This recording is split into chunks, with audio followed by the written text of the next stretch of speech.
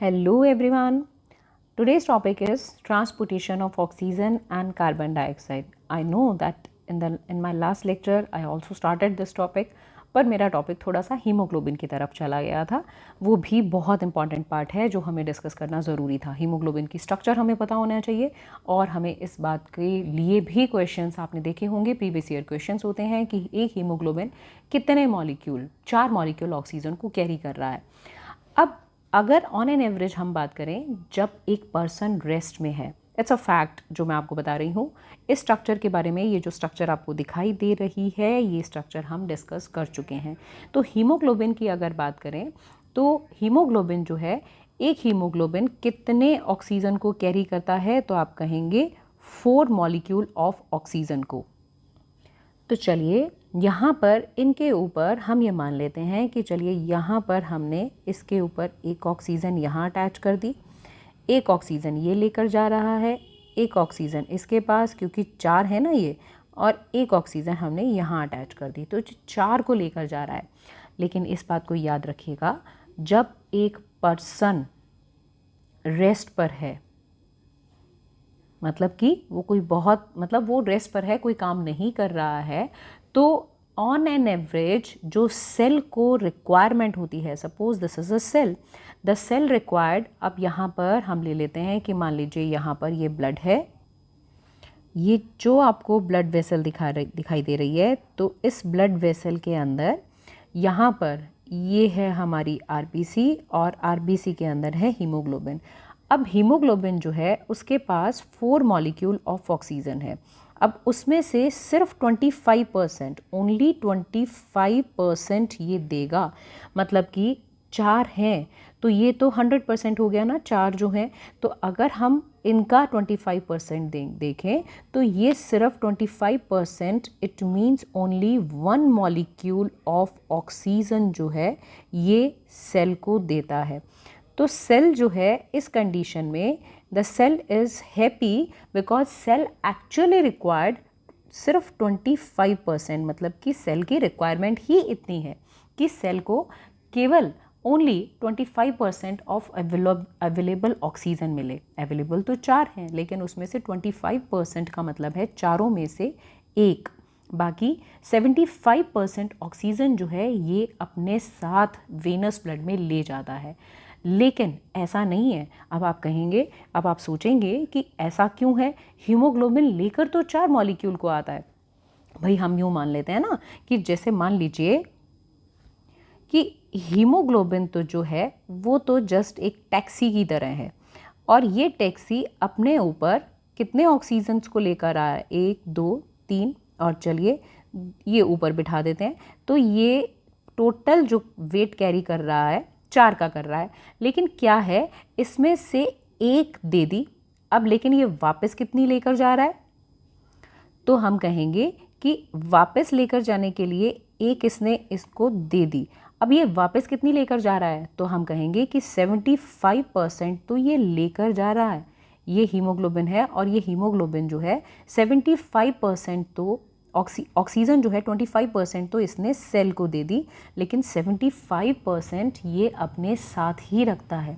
लेकिन हीमोग्लोबिन इतना क्रूअल नहीं है। अब क्या है कि सेल ने बहुत ज़्यादा पसीना बहाया। सेल ने क्या किया, क्योंकि सेल ने क्या किया है, अगर हम कहें तो सेल ने क्या किया है, तो आप बताएंगे कि सेल ने यहाँ पर एक्सरसाइज की बहुत ज़्यादा। अब देखिए ये स्वेटिंग हो रही है, सेल को बहुत ज़्यादा पसीना बहाया। अब ऐसी कंडीशन में जब सेल स्वेट कर रही है, in this condition this cell require more oxygen. Cell ने पसीना बहाया, क्यों, सेल एक्सरसाइज कर रही थी। रेस्ट की कंडीशन में तो सेल को 25% ऑक्सीजन से काम चल जाता था, लेकिन जब सेल काम कर रही है, स्वेट कर रही है, तो उस कंडीशन में सेल जो है वो उससे कह रही है कि मुझे और ऑक्सीजन चाहिए, तो ऑब्वियसली ये और ऑक्सीजन यहाँ से डिलीवर कर देगा। तो चलिए ये ऑक्सीजन इसने और डिलीवर कर दी, लेकिन सेल की रिक्वायरमेंट उससे भी ज़्यादा है, तो सेल और ऑक्सीजन भी डिलीवर कर देगा। तो मतलब क्या है कि रेस्टिंग कंडीशन में सेल की रिक्वायरमेंट ही 25% की थी, तो सेल ने 25% ऑक्सीजन मांगी तो यहाँ हीमोग्लोबिन ने 25% दे दी। लेकिन जब सेल एक्सरसाइज की कंडीशन में है, मतलब कि जब भी हमारी बॉडी एक्सर्शन करती है during the time of exercise, more oxygen diffuse from the blood, this is blood to the metabolic active cells। तो जैसे कि अब कॉन्ट्रैक्टिंग स्केलेटल मसल फाइबर है, जहाँ पर भी ऑक्सीजन की डिमांड ज़्यादा है तो वहाँ पर haemoglobin is actually it has to deliver more and more oxygen according to the demand of a cell। so ATP production करने के कारण जब सेल को डिमांड ज़्यादा होगी तो ज़्यादा ऑक्सीजन मिलेगी। अदरवाइज रेस्ट के टाइम पर आप इस बात को याद रखें कि रेस्ट के टाइम पर कितनी ऑक्सीजन मिलेगी, तो आप कहेंगे रेस्ट के टाइम पर ओनली 25% और 75% वो अपने साथ ले जाएगा। आगे मैं आपको ऑक्सीजन डिसोसिएशन कर्व करवाऊंगी, उससे ये बात आपको और क्लियर हो जाएगी, वहाँ पर आपको इस बात का एविडेंस भी मिलेगा कि कैसे है। चलिए आगे की बात करते हैं।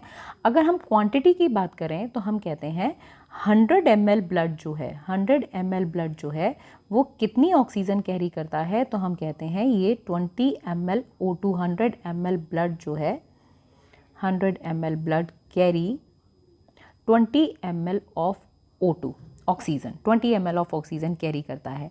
क्या आप जानते हैं कि 100 ml ब्लड जो है it contain 15 gram, it contain 15 gram कितना हीमोग्लोबिन है इसके अंदर, तो ideally 100 ml blood contain 15 gram of HB। Ideally कम ज़्यादा हो सकता है, लेकिन हम कहते हैं आइडियली इसके पास 15 ग्राम HB होना चाहिए।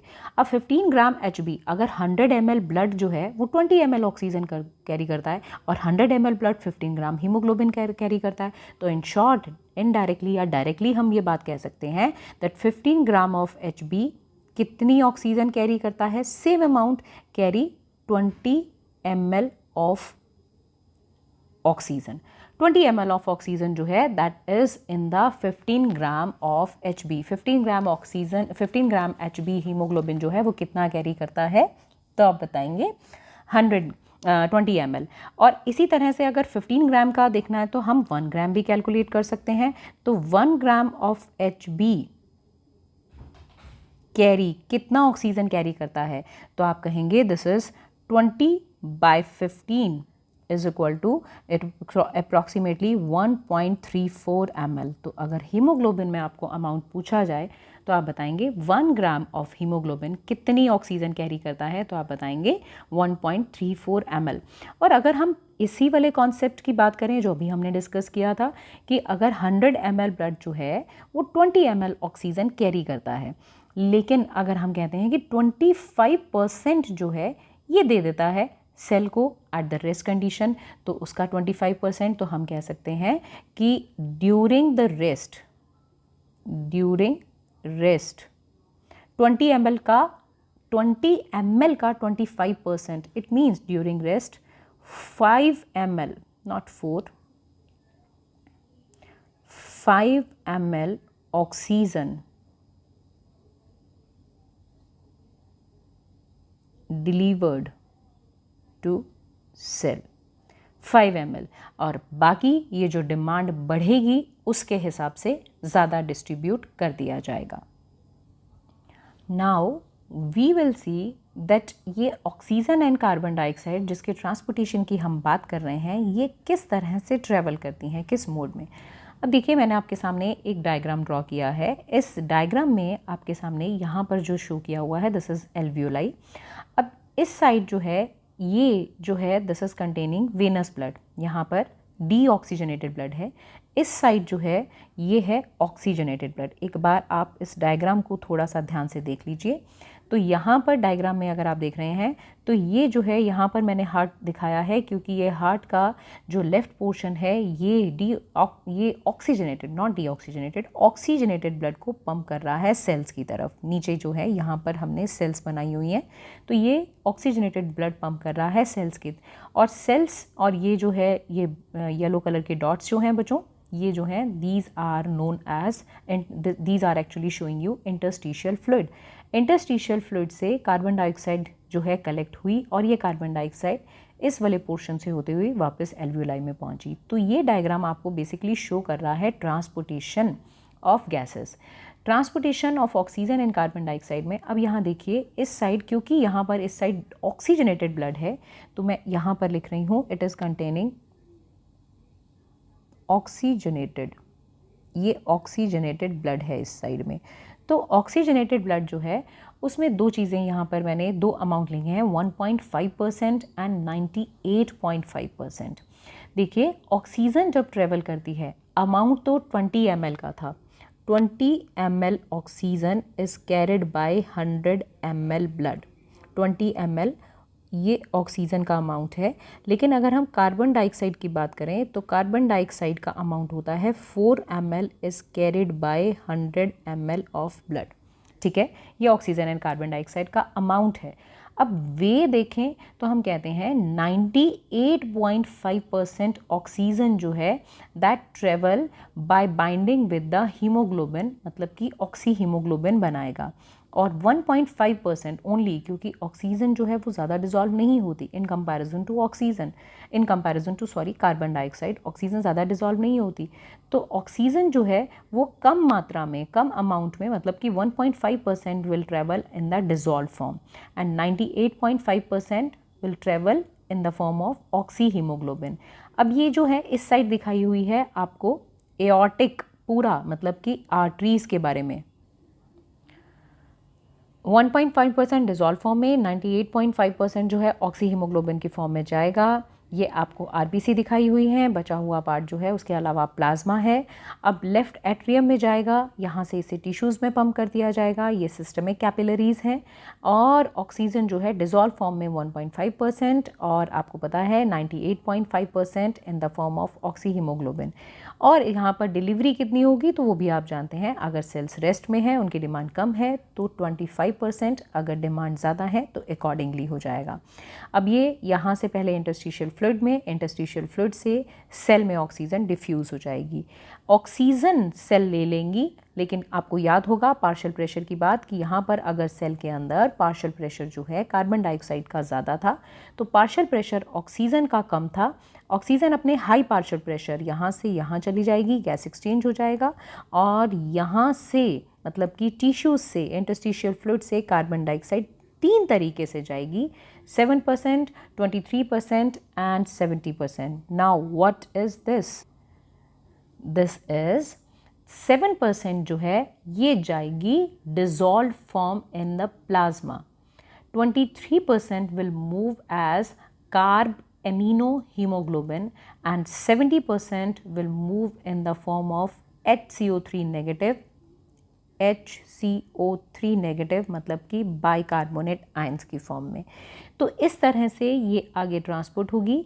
ये वेनस ब्लड है, यहाँ से ब्लड जो है वो वेना कावा के थ्रू पहुँचेगा राइट एट्रियम में, राइट एट्रियम से पहुँचेगा राइट वेंट्रिकल में, राइट वेंट्रिकल से यहाँ से ये चला जाएगा लंग्स में through the pulmonary artery. Pulmonary arteries जो हैं ये डी ऑक्सीजनेटेड ब्लड को पहुंचाएंगी। तो वही बात मैंने ऊपर लिखी है, 7% again I am telling you in the dissolve form in plasma, क्योंकि कार्बन डाइऑक्साइड कंपैरेटिवली ज़्यादा सॉल्युबल है, 23 as carb amino haemoglobin and 70% as bicarbonate ion. So in my next lecture I'll give you total detail that how these gases are transported in our body. So आज के lecture में यहीं तक करेंगे. Thank you and stay happy.